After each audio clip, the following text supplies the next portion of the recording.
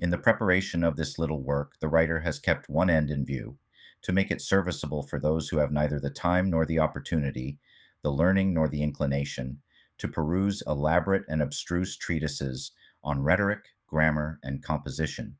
To them, such works are as gold enclosed in chests of steel and locked beyond power of opening.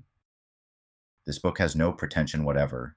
It is neither a manual of rhetoric, expatiating on the dogmas of style, nor a grammar full of arbitrary rules and exceptions.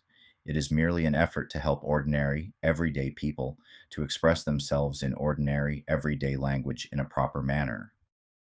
Some broad rules are laid down, the observance of which will enable the reader to keep within the pale of propriety in oral and written language. Many idiomatic words and expressions peculiar to the language have been given, besides which a number of the common mistakes and pitfalls have been placed before the reader so that he may know and avoid them. The writer has to acknowledge his indebtedness to no one in particular, but to all in general who have ever written on the subject. The little book goes forth, a finger post on the road of language pointing in the right direction. It is hoped that they who go according to its index will arrive at the goal of correct speaking and writing.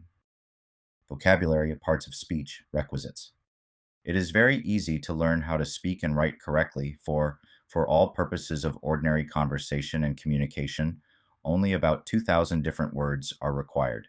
The mastery of these 2,000 words, the knowing where to place them, will make us, not masters of the English language, but masters of correct speaking and writing.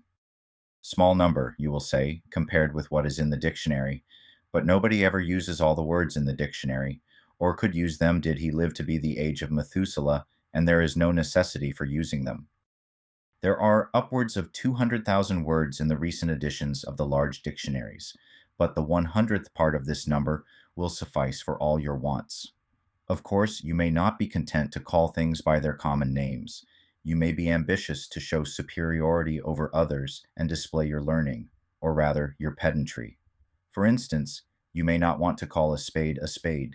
You may prefer to call it a spatulous device for abrading the surface of the soil. Better, however, to stick to the old, familiar, simple name that your grandfather used.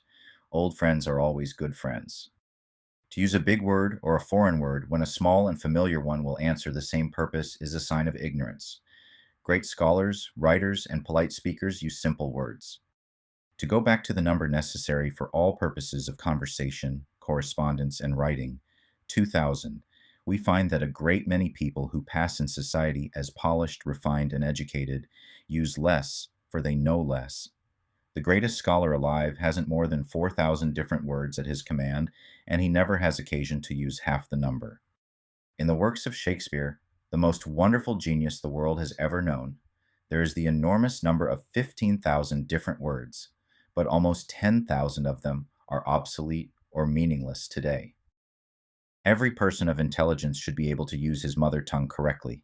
It only requires a little pains, a little care, a little study, and the recompense is great. Consider the contrast between the well-bred, polite man who knows how to choose and use his words correctly, and the underbred, vulgar boor whose language grates upon the ear. The blunders of the latter, his infringement of grammar, his absurdities and monstrosities of speech, make his very presence a pain, and one is glad to escape from his company. The proper grammatical formation of the English language, so that one may acquit himself as a correct conversationalist in the best society or be able to write and express his thoughts upon paper in the right manner, may be acquired in a few lessons. It is the purpose of this book, as briefly and concisely as possible, to direct the reader along a straight course, pointing out the mistakes he must avoid, and giving him such assistance as will enable him to reach the goal of a correct knowledge of the English language. It is not a grammar in any strict sense, but a guide, a silent signal post pointing the way. All the words in the English language are divided into 9 great classes called parts of speech: article, noun, adjective, pronoun, verb, adverb, preposition, conjunction, and interjection. Of these, the noun is the most important, as all the others are more or less dependent upon it. A noun signifies the name of any person, place, or thing, anything of which we can have either thought or idea. There are 2 kinds of nouns, proper and common.